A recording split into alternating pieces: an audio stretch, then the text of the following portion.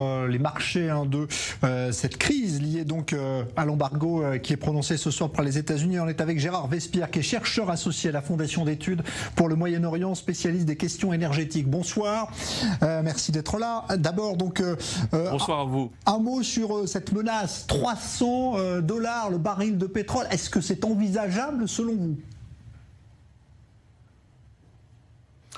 Tout est envisageable parce que 90% des échanges sur le marché du pétrole se font avec des bouts de papier. C'est ce qu'on appelle le paper oil, n'est-ce pas, le dollar papier, le pétrole papier, pardon, et pétrole papier. Et donc, vous avez une très grande facilité. À partir du moment où vous n'avez pas besoin de prendre livraison du tanker, soit du camion-citerne ou des fûts, n'est-ce pas, vous pouvez échanger du papier. Donc, tout ça se fait très vite, au millième de seconde, comme vous le savez. Et donc, il y a des mouvements amplifiés qu'on a vu dans les deux sens, à la hausse et à la baisse. Donc là, il y a une grande tension, il y a des opportunités pour gagner énormément d'argent en très très peu de temps. Donc on est loin de la structure classique du marché, donc il faut retrouver le calme. Mais ça veut dire que le prix du pétrole va se répercuter très rapidement à la pompe à essence, et ça veut dire qu'on est dans le cas d'un choc pétrolier comparable à ceux de 73, par exemple ?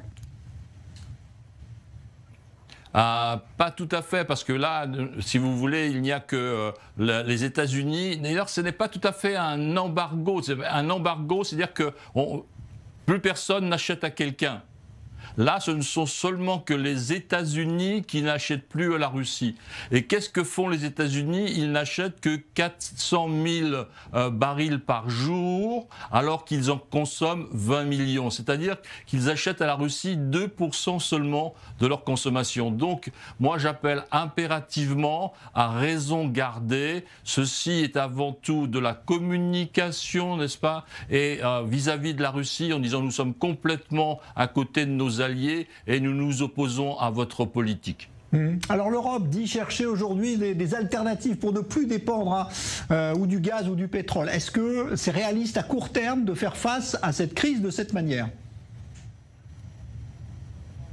À court terme, non, mais on est dans un changement qui va être accéléré. Il y avait déjà une première dynamique qui était, comme nous le savons tous, la lutte contre le réchauffement climatique. Donc, on s'éloignait des énergies fossiles.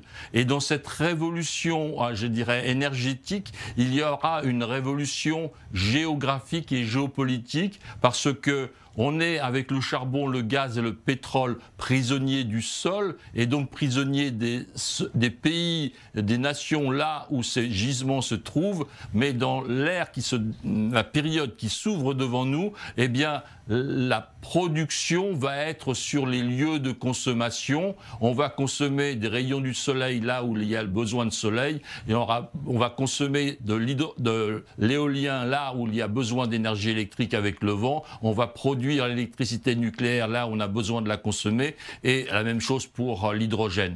Donc ça va être une révolution géopolitique colossale dans les 10 ans à venir, et la guerre que nous voyons se dérouler hélas sous nos yeux va être un facteur d'accélération, comme les guerres ont toujours été dans le domaine de la technologie, parce que le passage vers les nouvelles énergies est avant tout une révolution technologique, même une addition de révolutions technologiques dans les différents secteurs, hydrogène, nucléaire, éolien et solaire.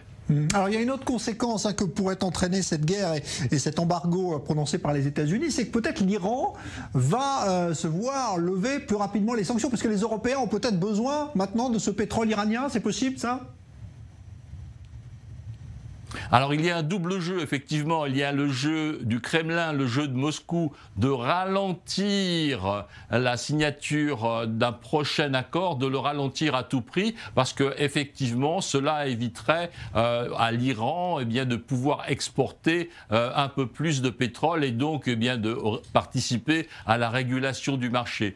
Et d'un autre côté, cette fois-ci complètement géopolitique, il est bien évident que dans les énergies fossiles, donc carbonés, gaz, pétrole, l'avenir à moyen terme de l'Europe est au sud. Il est au sud de la mer Méditerranée, avec les énormes gisements de gaz qu'il y a au large des côtes turques, au large des côtes israéliennes, au large des côtes égyptiennes. Et comme vous venez de le dire vous-même, eh bien un peu plus loin, qu'y a-t-il? Il y a l'Iran, deuxième réservoir de gaz du monde, quatrième réservoir de pétrole du monde. Eh ben voilà, donc on comprend tous les enjeux qui sont liés à cette crise. Merci beaucoup Gérard Vespierre, chercheur associé à la Fondation d'études pour le Moyen-Orient, fondateur du web magazine Le Monde Décrypté également. On vous a